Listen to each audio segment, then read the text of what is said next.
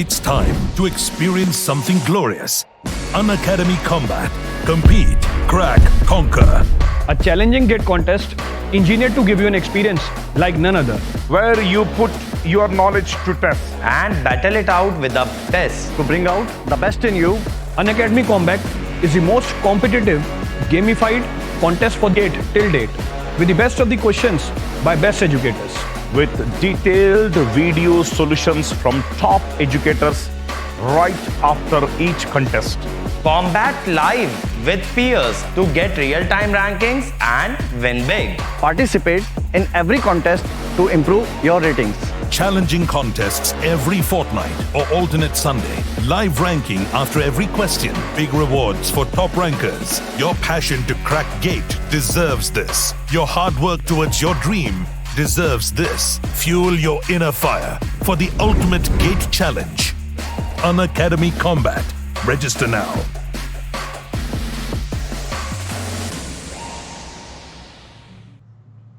Yes.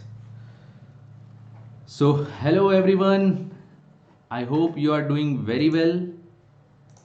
तो आज के सेशन में हम क्वेश्चन सॉल्व करने वाले बेस्ड ऑन गियर ट्रेन के ऊपर क्वेश्चन सॉल्व करेंगे. बहुत अच्छे अच्छे बेहतरीन क्वेश्चंस हम सॉल्व करने वाले हैं. सो बिफोर दैट आप लोगों को बता दूं we are having Unacademy combat जो कि 29 ऑफ दिसंबर का होने वाला है फॉर गेट. ठीक है, ये होगा शाम को 6 बजे. आप लोग तुरंत जाके रजिस्टर करिए. अगर आप लोगों को कोड पूछता है तो आप लोग डेफिनेटली DSMYT ये कोड को यूज़ कर सकते हैं for the Unacademy combat. So आज का सेशन में हम गेट ट्रेन के क्वेश्चन सॉल्व करेंगे for GATE relevant questions. Definitely वो गेट रेलेवेंट क्वेश्चंस होंगे. आपको इवॉल्व एंड एक्सटेंड बैच है गेट 2023 एस्पिरेंट्स के लिए एंड इवॉल्व बैच है गेट 2022 के लिए. ये हमारा स्टार्ट हो रहा है कब से? 28 दिसंबर से स्टार्ट होने वाला है. ठीक है, आप लोगों को कोड यूज़ करना है DSMYT कोड. ये कोड यूज़ करिए एंड जल्द से जल्द सब्सक्राइब करिए. सो चलो शुरू करते हैं सेशन. मैकेनिकल एंड सिविल का स्टार्ट हो रहा है उस दिन से. ठीक है, तो ये रहा हमारा पहला क्वेश्चन जो कि हम सॉल्व करने वाले हैं. डेफिनेटली मैं यहाँ पे गियर ट्रेन के क्वेश्चन को अलजेब्रा मेथड से सॉल्व करने वाला हूँ. मैं टेबल मेथड यूज़ नहीं करने वाला. सो आई होप आप लोग पहले से ये जानते हो अलजेब्रा मेथड क्या होता है. मैंने ऑलरेडी बहुत सारे अपने सेशंस में पढ़ाए हुए हैं. तो चलो फिर भी मैं एक शॉर्ट में बता दूंगा अलजेब्रा मेथड क्या होता है. चलो स्टार्ट करते. तो देखो एक इपीसाइक्लिक गियर ट्रेन है जो कि डायग्राम में शो किया गया है. देखो this is the epicyclic gear train. ये रहा आपका इपीसाइक्लिक गियर ट्रेन. ठीक है, जिसमें इसको हम बोलते हैं प्लैनेट गियर, इसको बोलते हैं प्लैनेट गियर. ठीक है, this is the planet gear and this is the sun gear. इसको बोलते हैं प्लैनेट गियर, इसको बोलते हैं sun gear. Okay, now the number of teeth on A and B are 80 and 200. ठीक है, TA कितना है? TA है आपका, TA जो है वो है यस 80 है, राइट? यस 80 है. एंड TB जो है वो है 200. TA जो है वो 80 दिया हुआ है, मतलब number of teeth on A दिया हुआ है 80 and number of teeth on B दिया हुआ है 200. ठीक है, अब देखो determine the speed of the arm A. आपको ये आर्म की स्पीड कैलकुलेट करनी है. सबसे पहला क्वेश्चन है, आर्म की स्पीड कैलकुलेट करनी है. सबसे पहला क्वेश्चन है एंड उसमें कुछ कुछ कंडीशंस दिए हुए हैं. सबसे पहला कंडीशन, मतलब इसमें आपको दो क्वेश्चन सॉल्व करने हैं, एक तीर से दो निशान. If A rotates at 100 RPM clockwise and B at 50 RPM counter clockwise. मतलब पहला जो क्वेश्चन है, ठीक है, फर्स्ट क्वेश्चन जो है, फर्स्ट क्वेश्चन में, ठीक है, देखो फर्स्ट क्वेश्चन में क्या बोला है? A रोटेट कर रहा है. A कौन? ये रहा A रोटेट कर रहा है क्लॉकवाइज 100 RPM. A रोटेट कर रहा है 100 RPM से क्लॉकवाइज डायरेक्शन में, मतलब प्लस, क्लॉकवाइज डायरेक्शन को प्लस लेते हैं. ठीक है, अब देखो इसके बाद नेक्स्ट B जो है 50 RPM से काउंटर क्लॉकवाइज डायरेक्शन में रोटेट कर रहा है. तो ऑब्वियस ही बात है ये आपका B जो है काउंटर क्लॉकवाइज, मतलब -50 RPM, क्योंकि काउंटर क्लॉकवाइज है. ये आपको क्वेश्चन में गिवन है. This is given in the question. आपको स्पीड ऑफ आर्म ये निकालने का है। तो सिंपल, आपको स्पीड ऑफ आर्म निकालने का है, ये और ये आपको गिवन डेटा है। तो सिंपली हम क्या करते हैं ना, आप अलजेब्रा मेथड लगा दो बिटवीन ए एंड बी। अब अलजेब्रा मेथड क्या होता है, देखो अगर मैं ए एंड बी के बीच में अलजेब्रा मेथड लगाता हूँ, अगर मैं ए एंड बी के बीच में अलजेब्रा मेथड लगाता हूँ, अब आप लोगों से पूछोगे सर ए और बी के बीच में क्यों लगा रहे हो? ए और बी के बीच में अलजेब्रा मेथड इसीलिए लगाया जा रहा है, ए और बी के बीच में अलजेब्रा मेथड इसीलिए लगाया जा रहा है बिकॉज यहाँ पे देखो ए एंड बी के बीच में, बिकॉज हमको यहाँ पे ए का वेलोसिटी पता है, एंगुलर वेलोसिटी, बी का एंगुलर वेलोसिटी पता है, आर्म का निकालना है। और याद रखना यहाँ पे हम रिलेटिव वेलोसिटी लिखते हैं। ए और बी के बीच में अगर लगाते हैं शॉर्टकट मेथड तो N A by N B लिखेंगे, लेकिन यहाँ पे आर्म आ जाता है, तो जब भी आर्म आ जाता है तो मैंने क्या बोला था, माइनस एन ऑफ आर्म भी लिखते हैं, डिवाइडेड बाई में भी यहाँ पे minus N of arm is equals to, अब आपको चलते हुए जाना है ए से लेकर बी तक, ये रहा ए, ये रहा सी, ये रहा बी। ए से आप कैसे पहुंचोगे बी तक, सी के थ्रू। तो आप यहाँ पे स्टार्ट करोगे T B by T A से, यहाँ पे देखो एन बी है और यहाँ पे आपका T B by T A, sorry about that. B किसके साथ मैच कर रहा है, बी किसके साथ मैच कर रहा है, सी के साथ, तो T B by T C लिखेंगे। जो मैश करते हैं उसका रेशियो लिखते हैं। यहाँ पे बी जो है सी के साथ मैश कर रहा है, यहाँ पे बी जो है सी के साथ मैश कर रहा है, इसलिए T B by T C. लेकिन ये इंटरनली कनेक्टेड है, बी और सी जो है इंटरनली मैच्ड है, और जब भी इंटरनली मैच्ड होता है तो पॉजिटिव होता है, ठीक है। फिर मल्टीप्लाइड बाई, फिर सी से लेकर कहाँ तक आ रहे हो, ए तक, so T C by T A, T C by T A ये negative sign, T C by T A ये नेगेटिव साइन होगा, क्यों, क्योंकि ये एक्सटर्नली कनेक्टेड है। तो ये टी सी कैंसल, यहाँ पे एन ऑफ आर्म दिया हुआ है कितना, 100, sorry N of A, arm तो निकालना है, एन बी दिया हुआ है -50, साइन का खास ध्यान रखना, ठीक है, साइन का खास ध्यान रखिएगा। तो यहाँ पे minus T B by T C, ठीक है, T B by T C.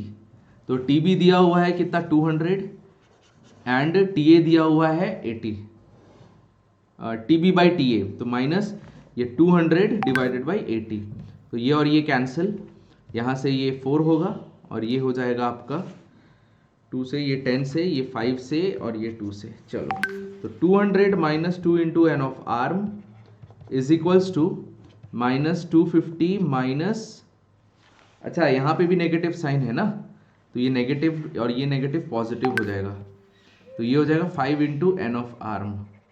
तो देखो इसको सॉल्व करते हैं, -50 is equals to 7 into N of arm, so N of arm आ जाएगा यहाँ से -50/7, तो -50/7 का मतलब है ये ऑलमोस्ट एक मिनट चेक करते हैं, 7 पॉइंट समथिंग कुछ आएगा, ठीक है, 7 पॉइंट समथिंग कुछ आने वाला है, देखो ध्यान से, 7 पॉइंट समथिंग कुछ आना चाहिए आंसर, 50/7 आ रहा है, ये 7.1428 आरपीएम नेगेटिव में आएगा, तो मतलब ये एंटी क्लॉकवाइज डायरेक्शन में 7.1428 है आरपीएम, तो ये आपका काउंटर क्लॉकवाइज डायरेक्शन में, एंटी क्लॉकवाइज डायरेक्शन में, this is the N of arm. I hope आप लोगों को ये पूरा क्रिस्टल क्लियर है। उसके बाद देखो एन ऑफ आर्म जो है, एन जो है ए वो 100 आरपीएम से क्लॉकवाइज रोटेट कर रहा है और बी जो है स्टेशनरी है, तो ए एंड बी के बीच में आप अगेन वही अलजेब्रा मेथड लगाइए, तो क्या लिखेंगे, N A by N B speed के टर्म्स में, लेकिन minus N of arm divided by minus N of arm, ये हम लगा देंगे, माइनस एन ऑफ आर्म क्योंकि आर्म भी प्रेजेंट है, तो ऐसे करके लगाने का है। फिर आप रेशियो लिखोगे राइट साइड में टिथ का, स्टार्ट करेंगे, यहाँ पे एन बी आया है तो यहाँ पे आप टीबी से स्टार्ट करोगे, नीचे एन बी आया है ना तो ऊपर से आप टीबी से स्टार्ट करोगे, क्योंकि आपका जो स्पीड है वो नंबर ऑफ टिथ के इन्वर्सली प्रोपोर्शनल होता है, तो बी आपका सी के साथ मैच था इंटू सी बाई ए, ठीक है, तो सी और ए जो है एक्सटर्नली मैच थे तो ये नेगेटिव, और ये इंटरनली मैच थे तो पॉजिटिव, है ना। देखो बी और सी, देखो ये बी और ये सी इंटरनली मैच्ड है तो पॉजिटिव था, तो वही सेम इक्वेशन को मैंने पीछे लिखा है, सेम इक्वेशन को मैंने पीछे लिखा है, तो ये देखो 100 है तो ये 100 माइनस एन ऑफ आर्म निकालना है, बी स्टेशनरी है तो ये 0 N of arm is equals to ये और ये कैंसिल माइनस 200 डिवाइडेड बाई 80। तो इसको सॉल्व करेंगे जल्दी से, ये नेगेटिव और ये नेगेटिव कैंसिल, तो ये हो जाएगा 200 एन ऑफ आर्म। एक मिनट इसको सॉल्व कर लेते हैं। 5/2 आएगा यार, क्या कर रहे हो, 5/2 आएगा, ठीक है। तो देखो 200 minus N of arm is equals to 5 into N of arm. तो 200 divided by 6 is equals to N of arm. तो 33.33 आएगा एन ऑफ आर्म। आ गया आंसर। आई होप आप लोगों को ये अच्छे से क्रिस्टल क्लियर समझ में आ गया। अगर किसी को इसमें कुछ भी डाउट है, रुको 1 मिनट, ये 7 होगा, ये 7 होगा, सॉरी ये 2 होगा। यहाँ पे आप कैलकुलेशन इसको सॉल्व करो, ये 2 से जब आप इधर मल्टीप्लाई करो तो 200 माइनस 2 एन ऑफ आर्म हो जाएगा। तो 200/7 होगा answer. This is the answer. तो आई होप आप लोगों को ये क्रिस्टल क्लियर हो गया। चलो नेक्स्ट क्वेश्चन की ओर बढ़ते हैं। अगर कुछ भी डाउट होता है तो आप लोग मेरे को पूछ सकते हो, ठीक है। अगर कुछ भी डाउट रहता है तो definitely you can ask me in the comment section. चलो नेक्स्ट क्वेश्चन की ओर बढ़ते हैं। ये भी बहुत ही शानदार जानदार क्वेश्चन है। सो पढ़ो इस क्वेश्चन को। मैं आप लोगों को 1 सेकेंड का टाइम देता हूं, जल्दी से रीड करिए।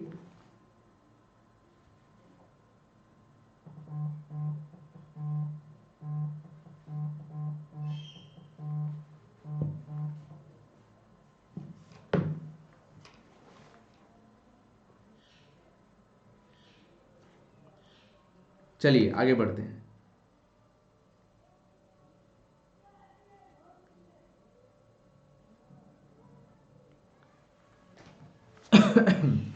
चलो स्टार्ट करते हैं। इस क्वेश्चन से स्टार्ट करते हैं। देखो, figure shows a gear train in which gear B and C constitute a compound gear. समझ में आ रहा है ये बात? देखो, बी और सी दोनों कंपाउंड गियर हैं। समझ में आ रहा है? B and C are compound gear. B and C जो है वो आपका क्या है? Compound gear. कंपाउंड गियर का मतलब gears on the same shaft.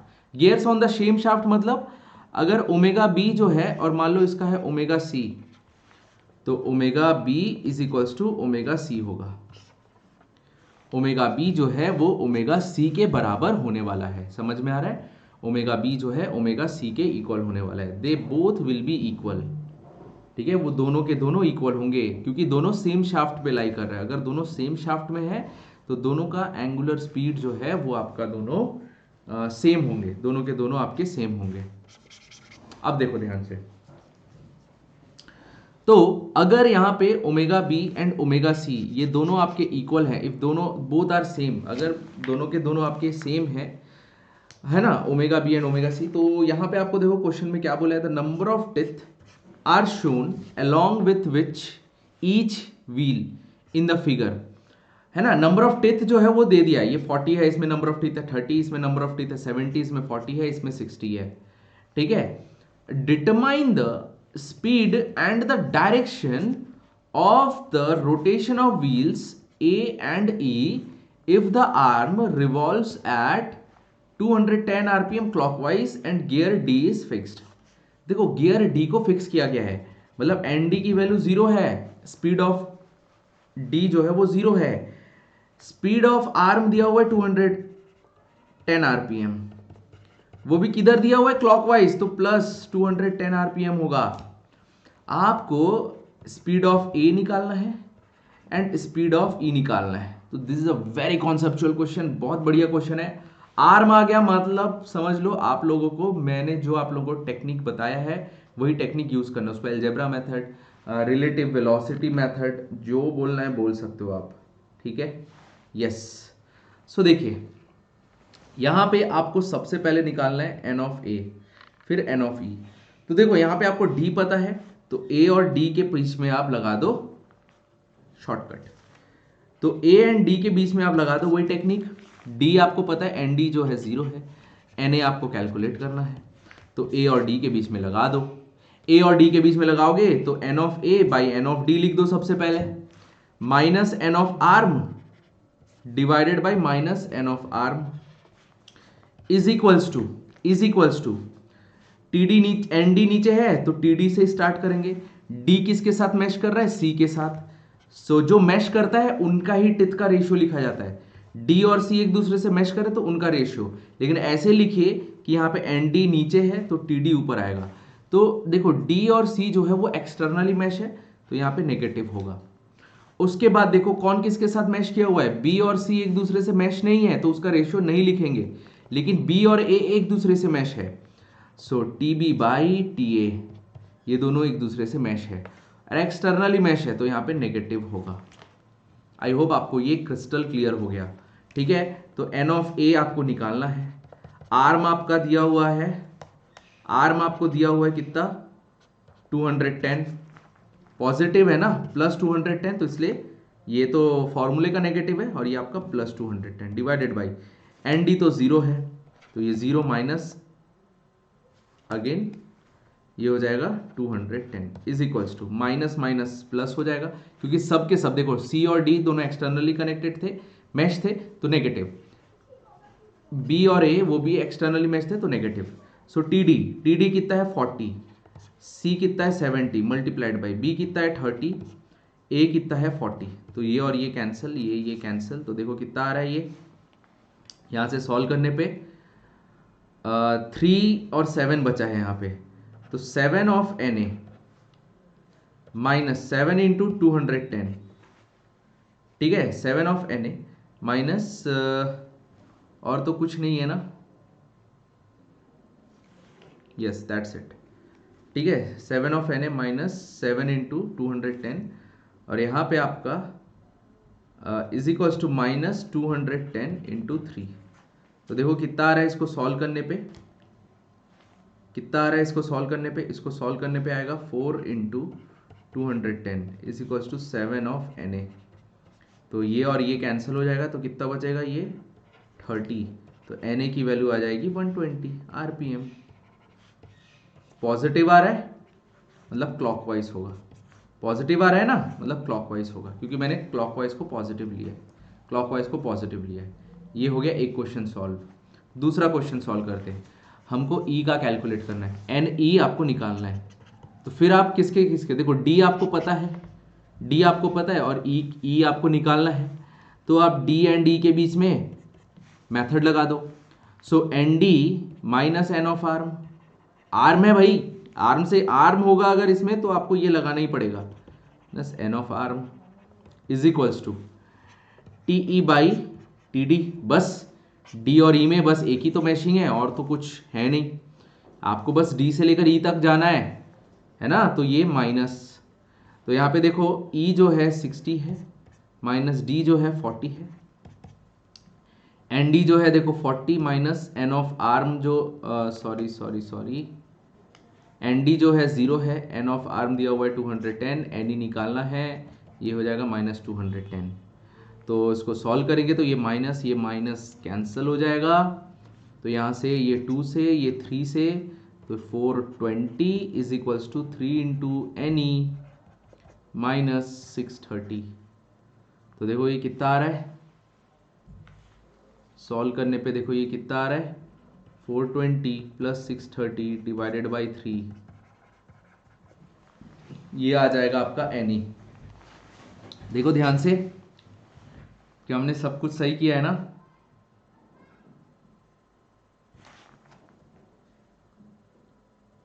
D fix है, ओके, यस, ये आपका 3/2 हो जाएगा, एकदम करेक्ट है, एवरीथिंग इज परफेक्ट हियर। ठीक है, सब कुछ यहाँ पे परफेक्ट है।